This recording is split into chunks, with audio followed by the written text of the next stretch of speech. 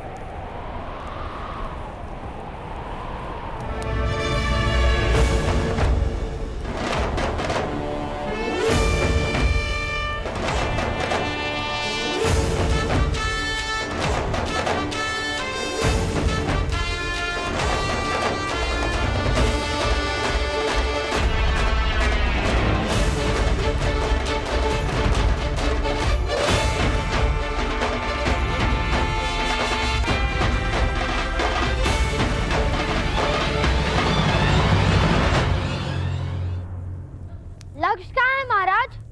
किस प्रकार का लक्ष्य भेज सकते हो बालक? ठहरा हुआ, चलता हुआ या फिर दौड़ता हुआ? उड़ता हुआ।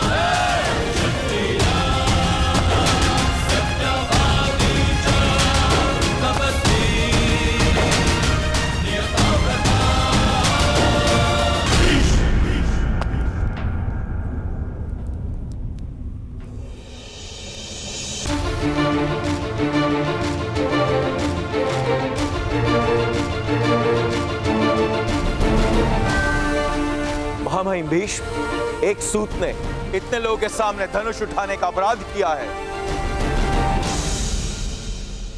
फिर तो इसको दंड अवश्य मिलेगा।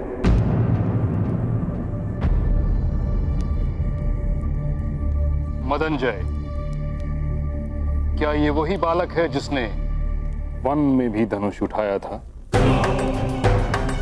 हाँ महामहिम, और इसने अनेक वनवासियों पर प्रहार भी किए थे। फिर तो घोर अपराध हुआ है सेनानायक मदनजय। जी महामहिम भीष्म, अब आप ही न्याय कीजिए। न्याय तो महामंत्री करेंगे। वन में समाज नहीं होता, और जहां समाज नहीं होता वहां समाज के नियम नहीं होते, और ना ही अपराध होता है। किंतु इस सभा में धनुष उठाने का दंड इस बालक को अवश्य प्राप्त होगा।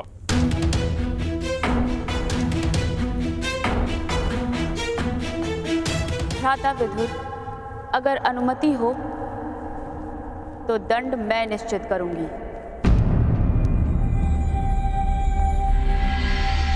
जी महारानी। इस बालक का दंड है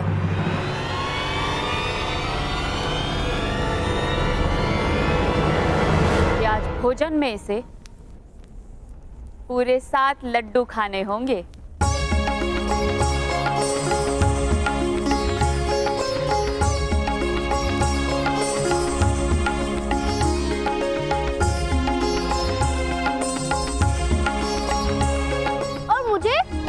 मैंने भी तो अपराध किया है। तुमने तो प्रथम अपराध किया है। तुम्हें पूरे 8 लड्डू खाने होंगे।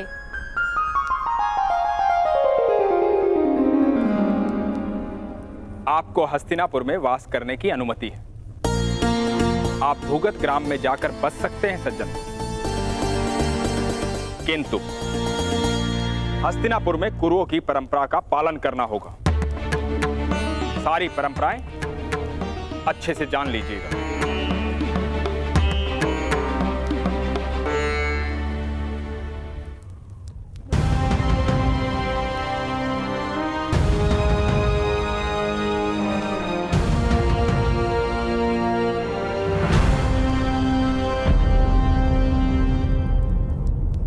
पुत्र का कर्तव्य होता है पिता के कर्मों का उत्तराधिकारी बने।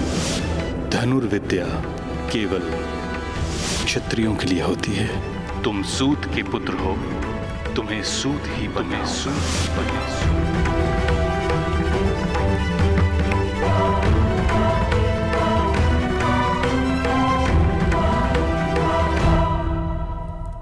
क्या आपको परंपराओं का विस्मरण हो रहा है? कर्ण,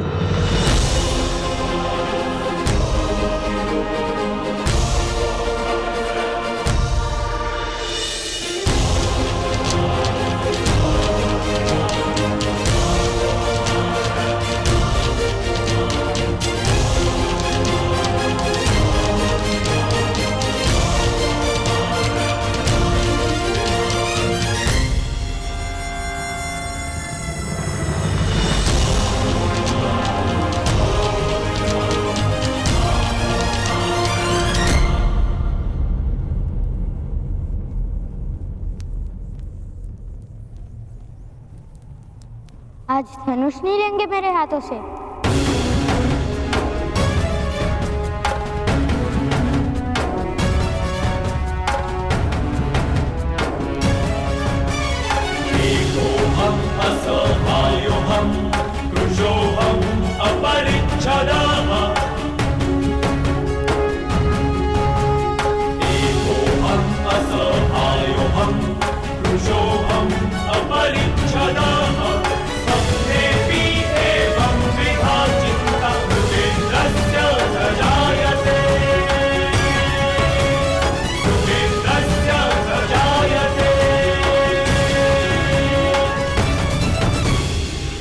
आज के पश्चात तुमसे धनुष लेने की आवश्यकता नहीं पड़ेगी, ऐसी आशा करता हूं।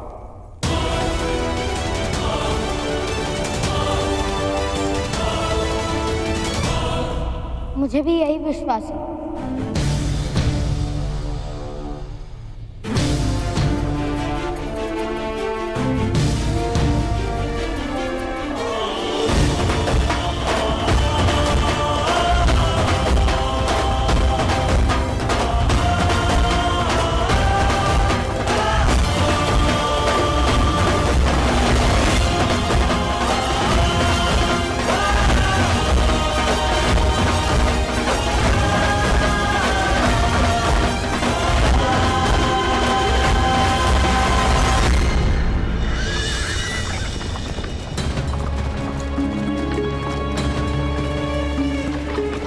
पुत्र कर्ण, हस्तिनापुर की व्यवस्था पर प्रश्न उठाना उचित नहीं था।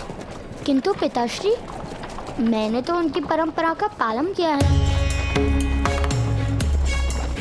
महामहिम विष्णु ने वन में मेरे हाथों से धनुष ले लिया था, ये कहकर कि सूतों को शस्त्र उठाने का अधिकार नहीं। तो मैं हस्तिनापुर में धनुष कैसे उठा सकता था? इसलिए मुझे धनुष लौटाना उचित लगा। पिताश्री, वो क्या है?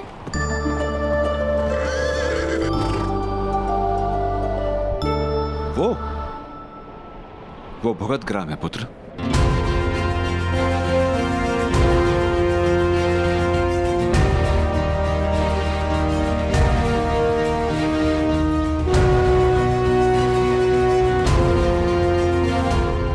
ग्राम है तो आवास कहाँ है पिताश्री?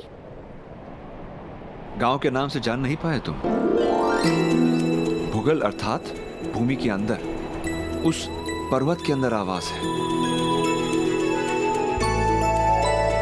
एक बहुत बड़ा समाज रहता है, सारे सूत और सूत से भी निम्न जात वहां वास करते हैं। क्या सूतों को भूमि पर वास करने का अधिकार नहीं पिताश्री?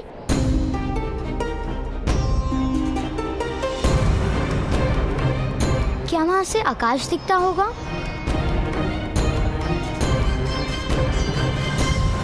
या हमें आकाश देखने का भी अधिकार नहीं?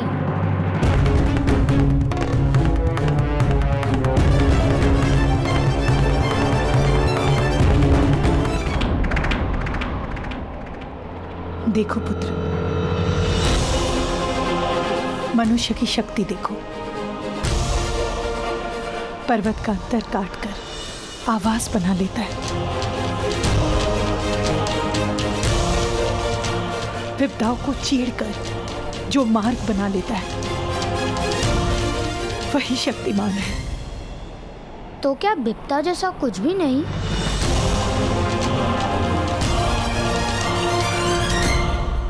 यहाँ हो पुत्र।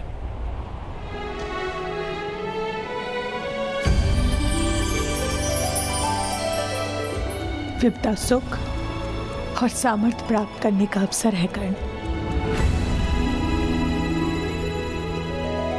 जो विपदा से पराजित हो जाता है, उसे जीवन में सुख का अनुभव कभी नहीं मिलता है। किंतु जो विपत्ति को अवसर बना लेता है, सुख उसी को मिलता है।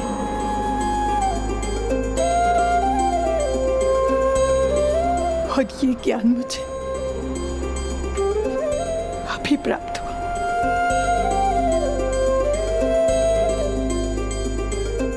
अगर पहले प्राप्त होता तो जीवन के कई वर्ष सुख से भर जाते।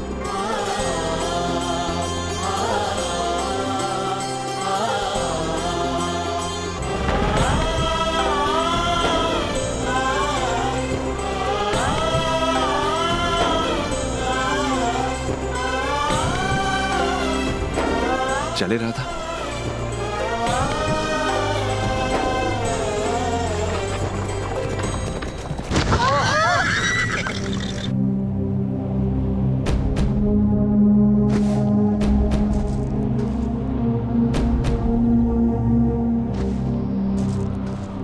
कौन है? किसने यहाँ मार्ग पर गड्ढा निर्मित किया? कौन है? सामने आओ, युद्ध करो मुझसे। शोण, क्या कर रहे हो? विपत्ति का अवसर बना रहा हूँ पिताश्री। प्रथम रथ से वस्तु उतारो, अन्यथा विपत्ति में संपत्ति चली जाएगी। चलो।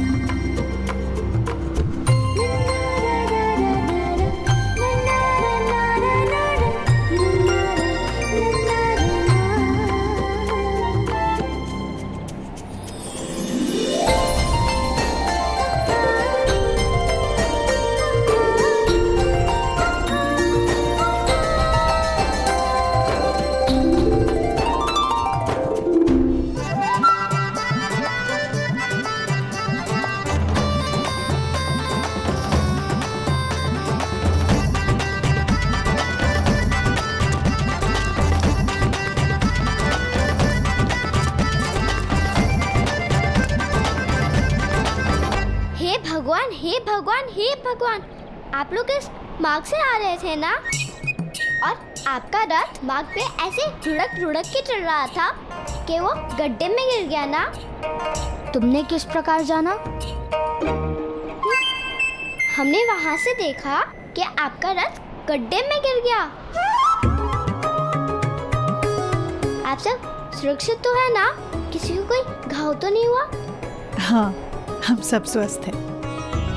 केवल हमारा रथ अस्वस्थ है। जिसने भी ये गड्ढा निर्मित किया है उसके तो प्राण ले लूंगा मैं। विपत्ति को अवसर बनाना जानता हूँ मैं। अवश्य। माता महोदय, आप रहने दीजिए। मेरे मित्र जाके सारी वस्तु निकाल आएंगे। आप अतिथि है ना? उत्तम, वामिल, जाके रथ में से सारी वस्तु निकाल आओ। यदि आपको रथ का पहिया बिठाना है तो मेरे पिताश्री बहुत बड़े प्रसिद्ध रथ कर्मी हैं और भुगत ग्राम के सूतों के नेता हैं। शीघ्र ही आकर रथ को ठीक कर देंगे। केवल 2 मुद्रा दाम में लेंगे। उसकी कोई आवश्यकता नहीं है। मैं भी रथ निर्माण करता हूँ, स्वयं कर लूंगा। नहीं, आपके पास सारे साधन नहीं होंगे। मैं कहूँगी पिताश्री से, अगर 2 मुद्रे अधिक है तो 1 मुद्रा में ही आपका कार्य कर देंगे। मेरे पिताश्री मेरी बात अवश्य मानेंगे। आप स्वस्थ होकर बैठिए। कितनी प्यारी है ना? क्या नाम है तुम्हारा? वैशाली। और तुम्हारे पिताश्री का? सुदृष्भान।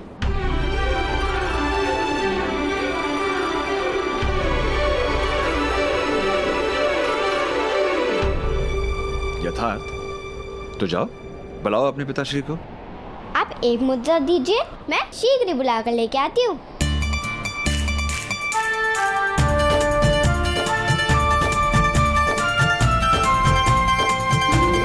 अच्छा, मिट्टी वाले हाथ। तो ये गड्ढा इसने निर्मित किया है।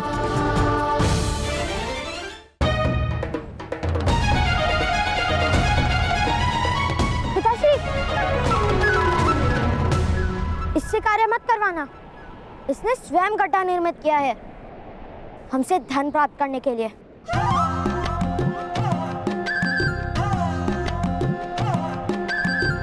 नहीं, मैं ऐसा क्यों करूंगी? ये तो मिथ्या आरोप है। मेरे पिता के पास धन नहीं है क्या? विश्वास कीजिए मेरा, मैं कोई चोर नहीं हूँ। केवल सुविधा के लिए प्रथम मुद्रा मांग रही हूँ। यदि आप कहेंगे तो आपकी सारी वस्तुएं भी मेरे मित्र गांव तक पहुँचा देंगे। कोई आवश्यकता नहीं। आवश्यकता है पुत्र।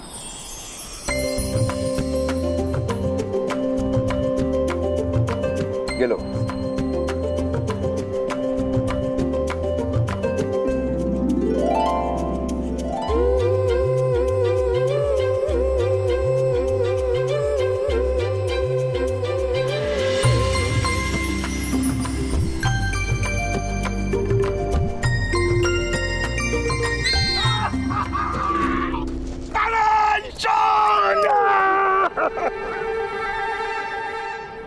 नमस्कार अधिरथ। प्रणाम पुत्रों, ऋषभान महोदय को प्रणाम करो। प्रणिपात। प्रणाम। आपको प्रसन्नता प्राप्त हो रहा था। मेरा सौभाग्य है कि आप आज यहाँ पधारे। मेरे पिता की, राधा के पिता ने बहुत सहायता की थी और वो ऋण मैं कभी चुका नहीं पाऊंगा। किंतु आज आप सबकी सेवा करके मुझे संतोष प्राप्त होगा। आप मेरी पुत्री से मिले।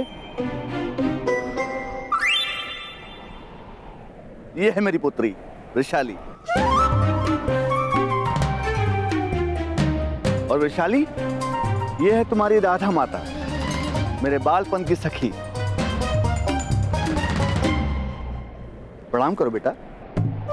प्रणिपात।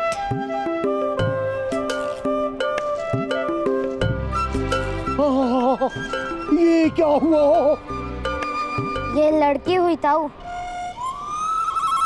आश्चर्य, यहाँ तो कोई गड्ढा था ही नहीं।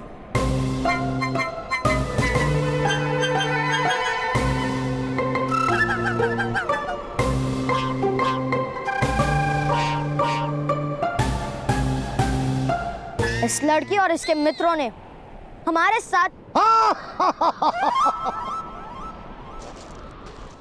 इस लड़की और इसके मित्रों ने तुम्हारी सहायता की है ना? उत्तम, अति उत्तम। चलो अब सारे मिलके इस पहिए को गड्ढे से निकालते हैं। निश्चिंत रहिए, आप सब प्रस्थान कीजिए। ये युवक अन्य युवकों को लाएंगे और ये रथ ठीक करेंगे, ले आएंगे। उत्तम। वैशाली, बालकों, वस्तु उठाओ और साथ चलिए।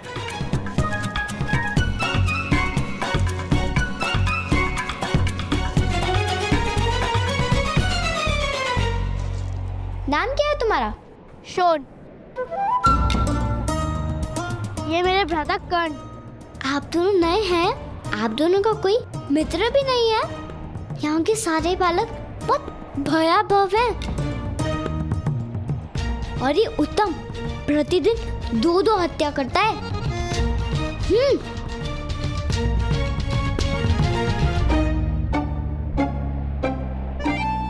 यदि आपने इस घटना के विषय में पिताश्री से कुछ भी कहा तो स्मरण नहीं, आप दोनों की मृत्यु हो सकती है। चलो मित्रों, उठाओ सब।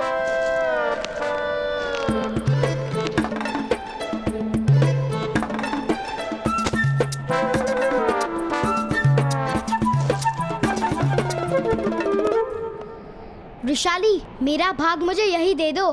पिताजी मुझे वेद पाठ करने के लिए बुला रहे हैं। पहले ऊपर तक आओ, तभी तुम्हें अपना भाग प्राप्त होगा। नहीं, वहाँ तक इतना भार उठाकर ऊपर तक नहीं आ सकता। तो पहले क्यों नहीं बताया कि भार लेकर ऊपर नहीं आ सकते? इसे जाने दो, हत्या करने का समय हो रहा होगा। इसके स्थान पर मैं भार उठा लेता हूँ। इसका भाग हमें दे देना। ठीक है, तुम दोनों सारा भार उठा लो और आधा भाग मैं तुम्हें दे दूंगी।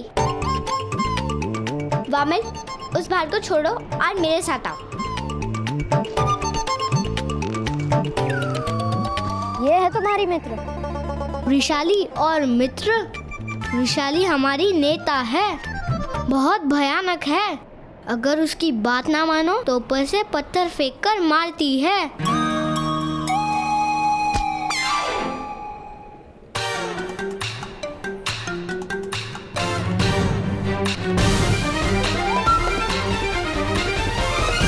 ये तो क्षत्रियों से भी गई हुई है।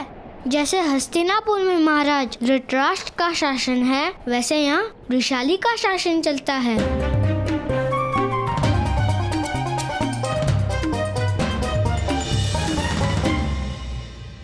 जब से हस्तिनापुर में महाराज पांडु का शासन बदला है, प्रतीत होता है कि पूरे साम्राज्य पर दुर्भाग्य विराजमान हो गया है।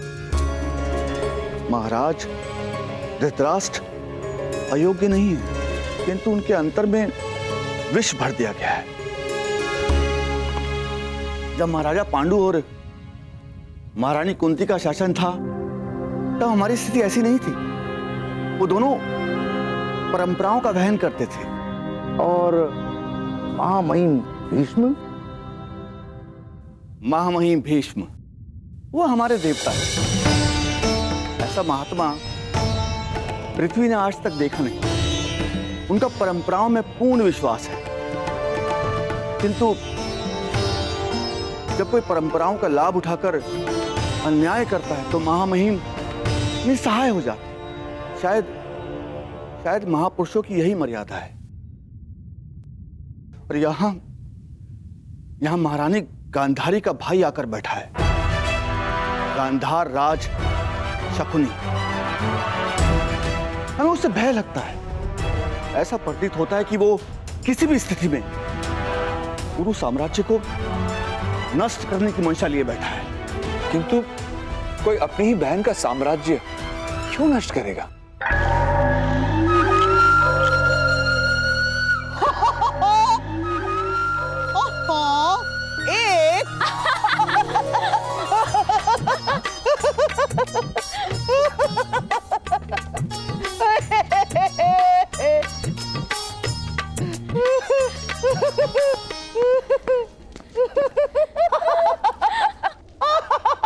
गांधारी!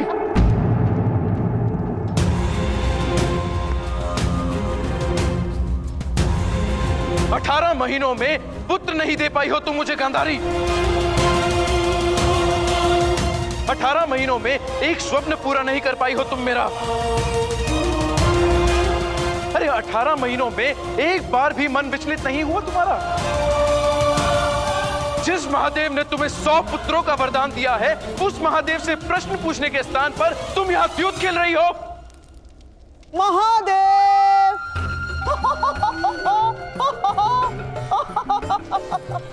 महादेव! महाराज के स्वप्नों का जन्म कब होगा महादेव? महादेव उत्तर दीजिए, उत्तर दीजिए महादेव। चेष्टा कर रहे हो शकुनी? चेष्टा?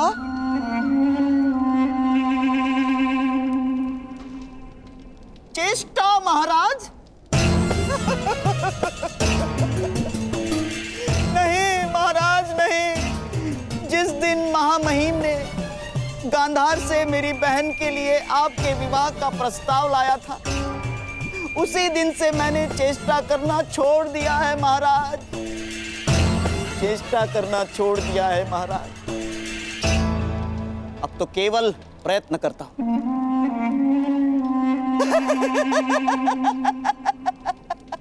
केवल प्रयत्न, आपके सुख और सुविधा का कारण बनने का प्रयत्न करता हूं महाराज।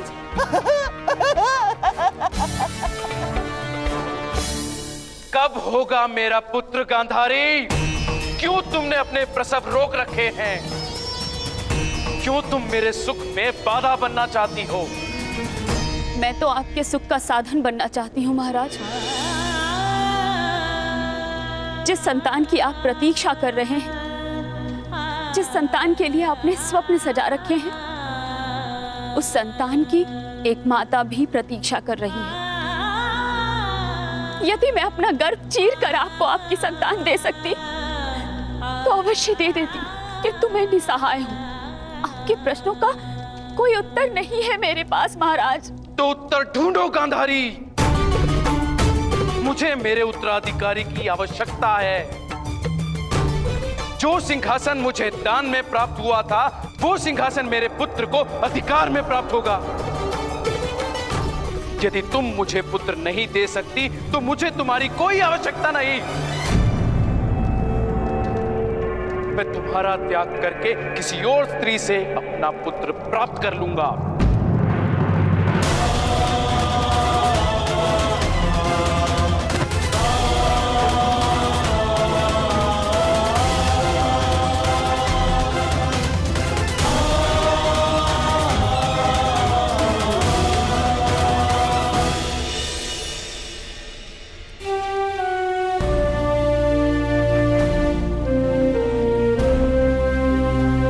हस्तिनापुर वालों को विस्मरण हो गया है कि वरदान की प्राप्ति तपस्या के बाद ही होती है। हस्तिनापुर वालों को वरदान की अपेक्षा है, तपस्या का बल नहीं।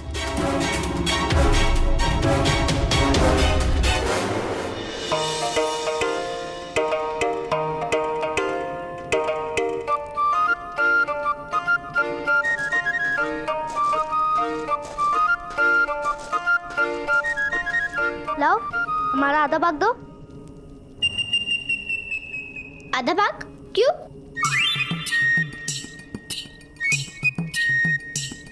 तुमने तो कहा था कि हम सामान ऊपर लाएंगे, तो तुम हमें आधा भाग दोगी? दो, अवश्य मिलेगा। किंतु तुम्हें पता नहीं है, यहाँ हस्तिनापुर में किसी को भाग मिलता नहीं है, बल्कि छीना पड़ता है। भ्राताकर्ण, यदि भाग मांगने से ना मिले तो उसे छीन लेना ही उचित होता है।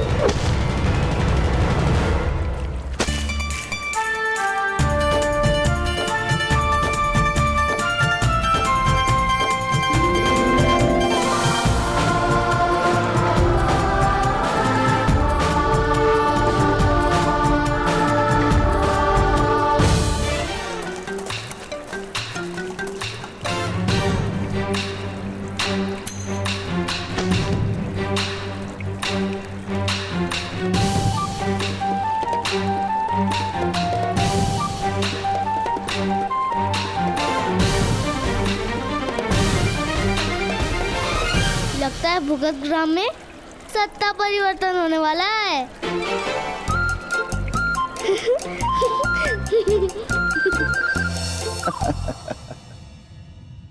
अधिरथ महोदय, हम जैसे दरिद्र लोग संबंधों में विश्वास रखते हैं, और जिनके पास सत्ता होती है उन्हें संबंधों से क्या, वे लोग सत्ता में ही तृप्त रहते हैं। यार छोड़िए, हमें इनसे क्या, हम बड़े लोगों की बड़ी बातें। पगड़ी जितनी बार बदलती है उतनी ही बार बालों की व्यवस्था बदलती है। इसीलिए ईश्वर ने बालों को लचकीला बनाया होगा, ताकि पगड़ी बदले तो बाल ना टूटे। इसी तरह हम निम्न जाति के लोग, सूत जाति के लोग लचकीले रहेंगे, और जब तक हम राजा के अनुकूल रहेंगे तब तक जीवित रहेंगे। किंतु अंत में तो सारे बाल झड़ जाते हैं ना?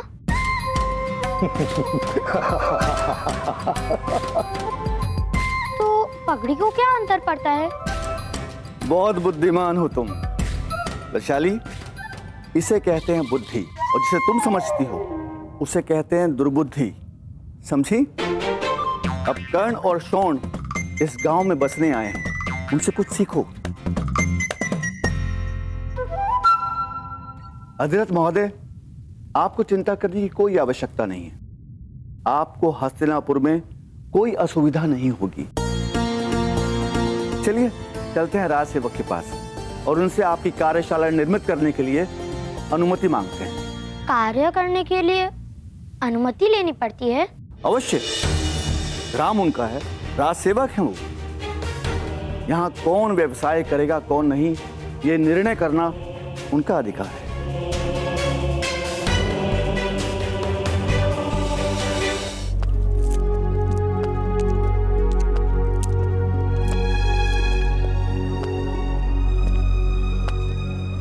राज सेवक से भेंट हो सकती है? मैं तो प्रतीक्षा ही कर रहा था कि कब इनसे भेंट हो।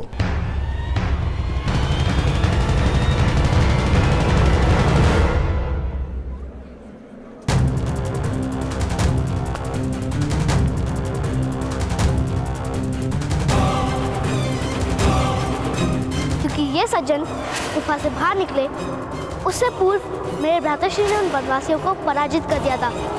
हाँ, हम कभी असत्य नहीं बोलते। आपका स्वागत है इस गांव में। कहिए सूत महोदय, क्या आशा लेकर पधारे हैं?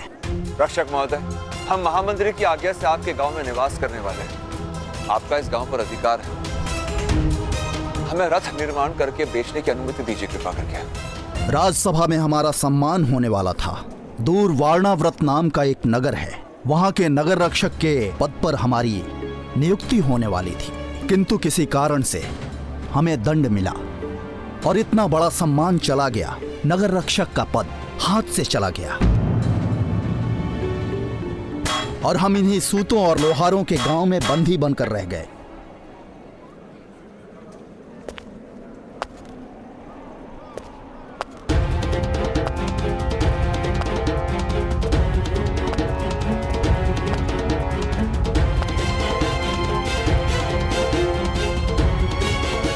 आपके पुत्रों के कारण हमारी सारी आशाएं धूल में मिल गई। अब हमारे कारण आपकी आशाएं राख हो जाएंगी। आपको मेरे गांव में कार्यशाला आरंभ करने की अनुमति नहीं है। और एक बात सुनिए, हस्तिनापुर में सूतों के निवास के लिए बस एक ही गांव है, अन्यत्र कहीं आप वास भी नहीं कर पाएंगे। हस्तिनापुर का त्याग करना होगा आपको।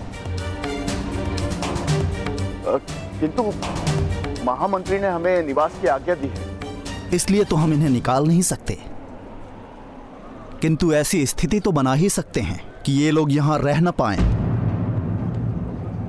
जाइए।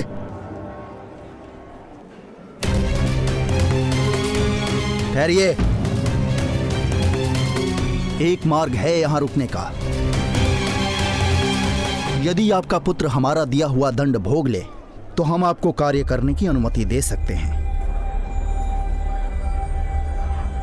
सुन लो सूतों, इस गांव की सीमा पर एक पाताल कूप है।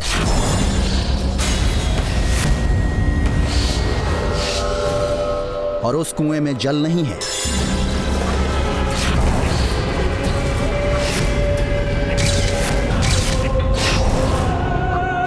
अपराधियों को उस कुएं में डाल दिया जाता है और जो अपराधी उस कुएं से स्वयं निकल आता है उसके अपराध क्षमा कर दिए जाते हैं। वैसे उस कुएं से आज तक कोई बाहर नहीं निकल पाया है। तुम्हारे पुत्र को उस कुएं में डाला जाएगा कल प्रातःकाल।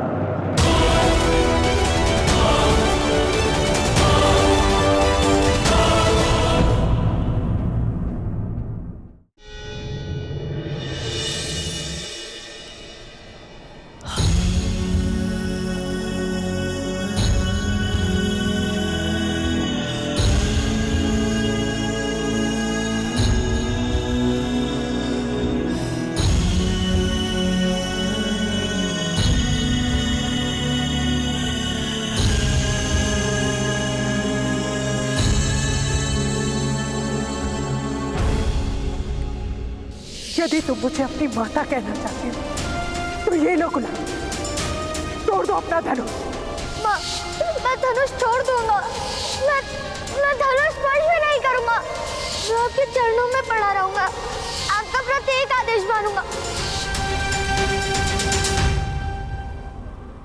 पुत्र कर्ण,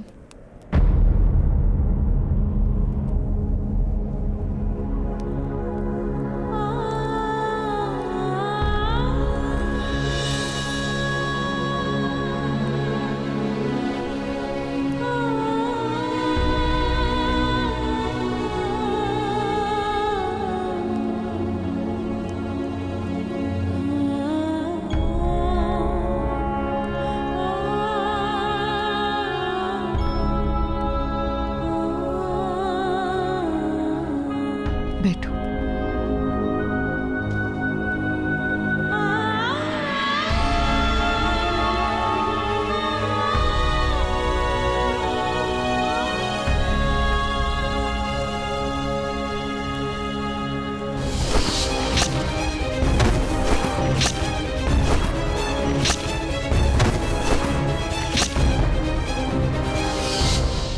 तुमने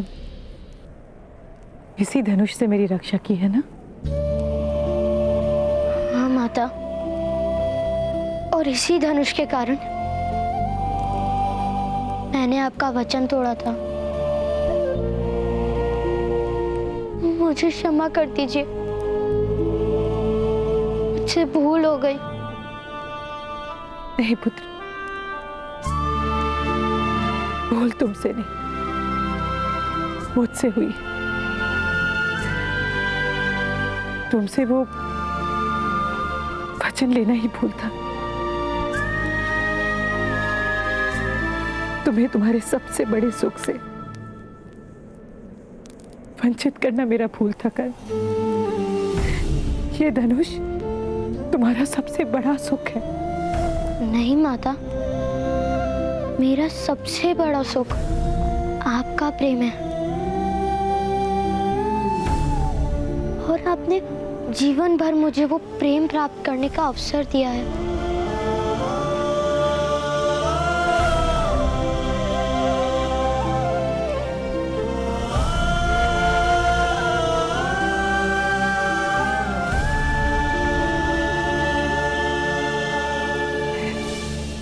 तुमने तो अपना परिचय राधे के नाम से दे दिया, तो अब मुझे तुम्हारी माता को जीवन भर उस श्रेणी तक पहुंचने का प्रयत्न करना पड़ेगा।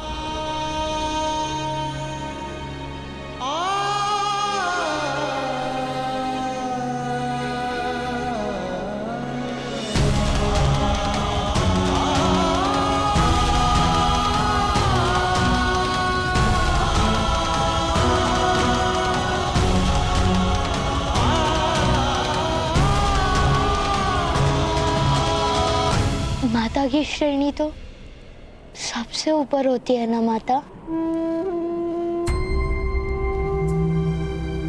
आप अपनी श्रेणी से क्यों उतरेंगी? मैं अपनी श्रेणी उठाने का प्रयत्न करूंगा।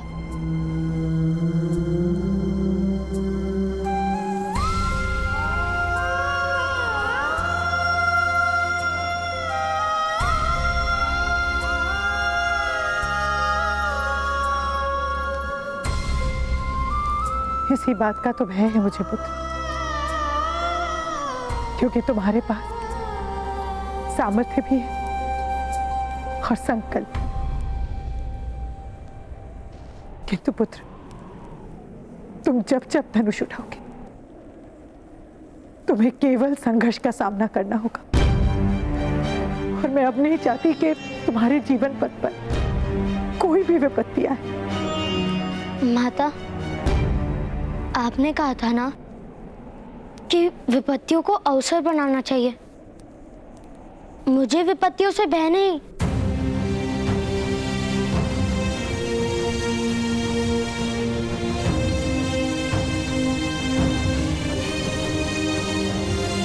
जानती हूं तुम्हें किसी से भय नहीं, न मनुष्य से मनुष्य के बनाए व्यवस्था से।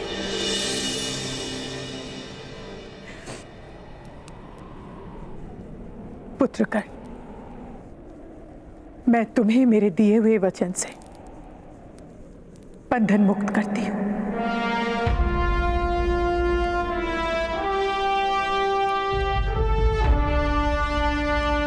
किंतु समाज के बनाए बंधन से तुम्हें मुक्ति नहीं मिल पाएगी कर्ण। तुम जब जब धनुष स्पर्श करोगे, ये समाज तुम्हें दंड देगा और तुम्हें दिया गया हर दंड तुम्हारे माता के हृदय पर लगा घाव होकर। तुम्हारे पुत्रों को कोई दंड दे सके, ऐसी स्थिति वो उत्पन्न ही नहीं होने देगा। और यदि कोई दंड भोगना भी हो तो वो तुम्हारा पुत्र स्वयं निश्चित करेगा।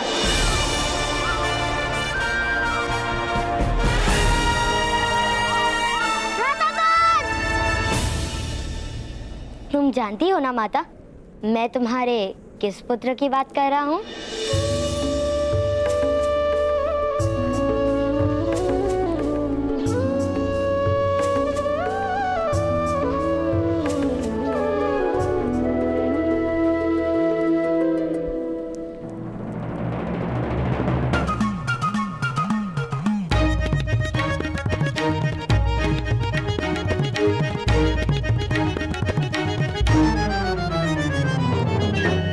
मुद्रा का है, या तो मुद्रा दो या तो मृत्यु के प्राप्त हो जाओ। यह एक और उपाय है, तुम मेरी सेना में आ जाओ और मैं तुम्हें मुद्रा दे दूंगा।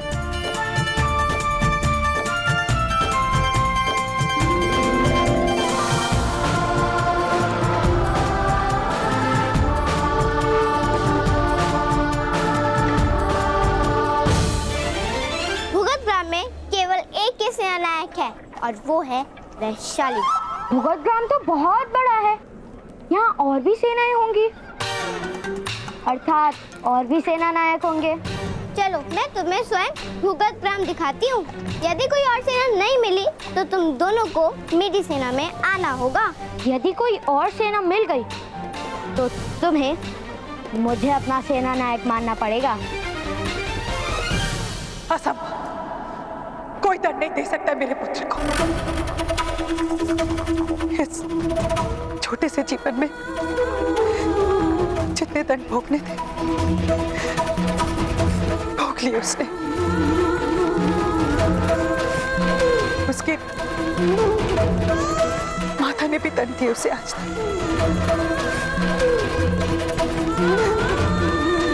अब उसे कोई दंड नहीं मिल सकता है आगे।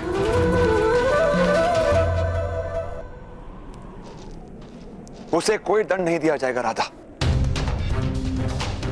हम जाकर महामहिम और महामंत्री से विनती करेंगे, स्वयं महाराज के पैरों में जाकर रोएंगे कि उसका दंड मुझे भोगने दे, किंतु कर्ण को पाताल कुएं में नहीं जाने देंगे राधा। नहीं। अधिरथ,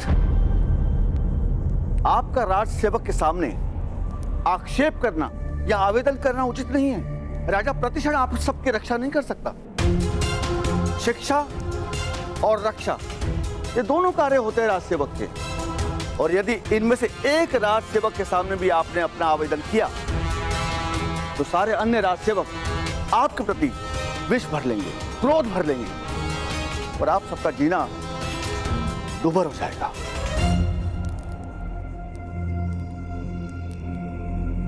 तो क्या करे भ्राता विश्वान, अपने पुत्र को मृत्यु दंड भोगने दे। कैसा समाज है ये, कैसे लोग हैं ये जो एक नीचे जात के लोगों के समग्र जीवन को कारागार बना देता है। क्या कोई मार्ग नहीं? वो मार्ग है जो विकट महोदय के पास जाता है। पूरा लोहार समाज वहीं पर निवास करता है। विकट महोदय लोहे के विविध यंत्र निर्मित करते हैं। किसी ने भी उनके यंत्रों को स्पर्श भी किया तो उसकी नाक काट देते हैं। बड़ी भयानक है वो। तुम्हारी नाक कटवा लो, मुख्य प्रमाण में ठीक हो जाएगी। मेरी नाक ठीक है और विकट महोदय मेरी नाक नहीं काटेंगे क्योंकि वो मेरे मित्र हैं। वो है ना भैरवत, वहाँ पे भयानक भूत बसते हैं। किंतु मैंने भूतों की साधना की, इसके लिए सारे भूत मेरे वश में हैं।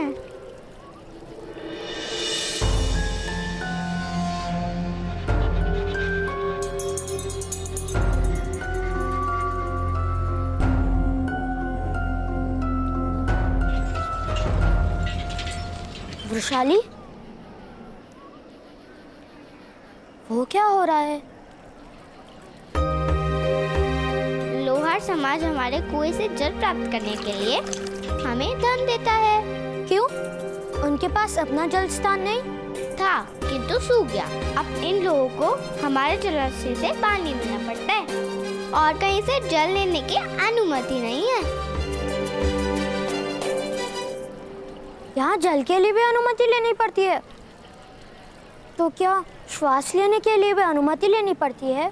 तुम दोनों को तो अवश्य लेनी पड़ेगी। मेरी अनुमति के बगैर भूगत ग्राम में पक्षी भी पंख नहीं मारता। वो तो इस कारण क्योंकि तुम पक्षियों को पत्थरों से मार डालती हो।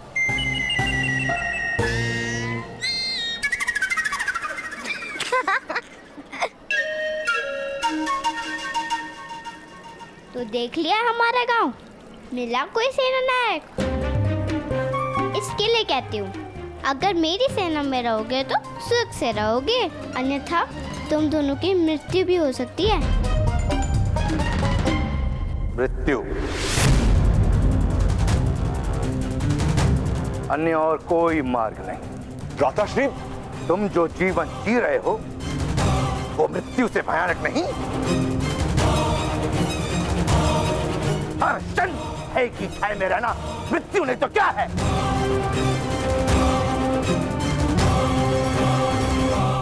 एक और मार्ग है आर्य, हम शस्त्र उठा लेंगे।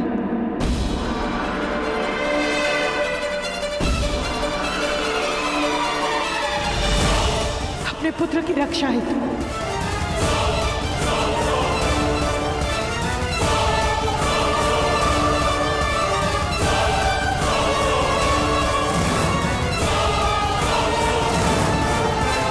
क्या कह रही हो राधा?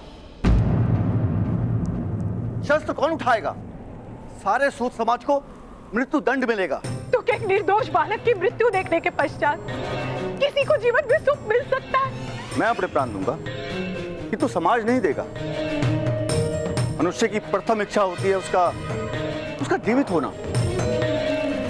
आपके पुत्र की दुर्दशा पर सब आंसू तो बहाएंगे, किंतु शस्त्र कोई नहीं उठाएगा। ये संभव नहीं है राधा।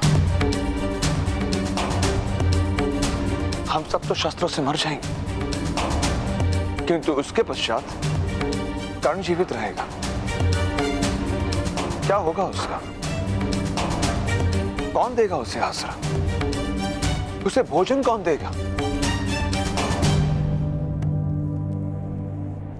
नहीं राधा, जब तक कर्ण युवान नहीं होता हम मर भी नहीं सकते।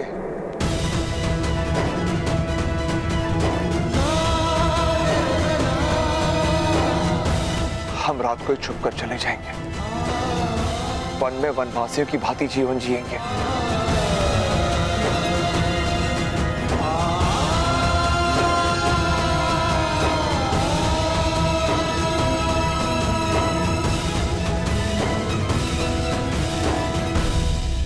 वन के वनवासी भी भ्राताश्री को पराजित नहीं कर पाए। उन्हें तुम्हारी सेना में रहने की क्या आवश्यकता है? वनवासियों और नगर जन्म में बहुत फर्क है। नगर जन्म की मार कभी कभी मनुष्य जान भी नहीं पाता। वृषाली, वृषाली, क्या हुआ सैनिक? वृषाली, मेरे पिताश्री कह रहे थे कि कल प्रातःकाल कर्ण को पाताल कुएं में डाल दिया जाएगा।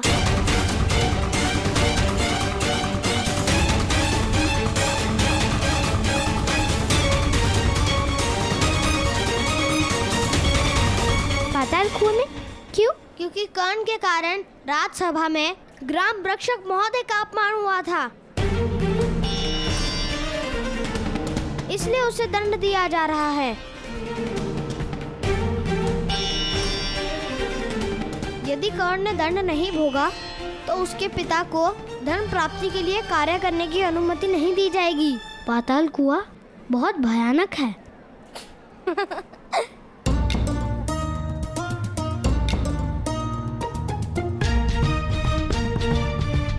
फिर से भयानक। इस गांव का नाम भुगत ग्राम के स्थान पर भयानक ग्राम होना उचित था। हंसो मत, पाताल कुआं वास्तव में बहुत भयानक है। मेरे पिताश्री कहते हैं कि पाताल कुएं में डालने का दंड वास्तव में मृत्यु दंड ही होता है और उसमें से कोई निकल कर भी नहीं आता। ऐसा कोई स्थान हो ही नहीं सकता।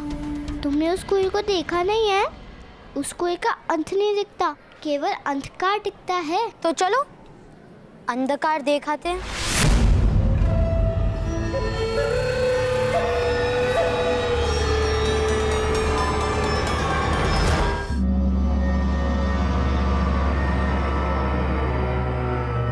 आओ ना, भयभीत क्यों हो रहे हो?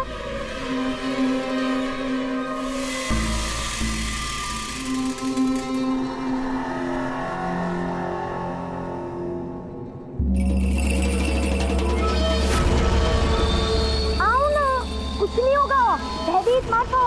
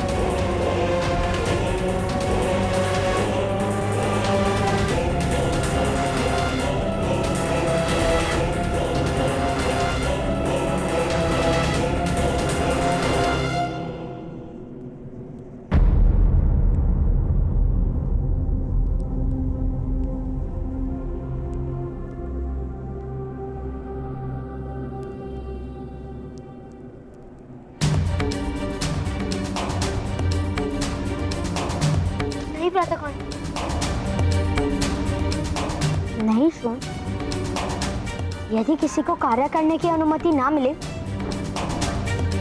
तो वो बहुत बड़ा अपमान होता है।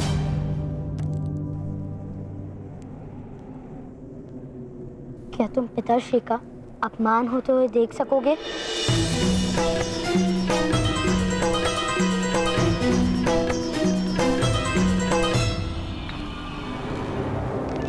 आदेश दीजिए सेनानायक।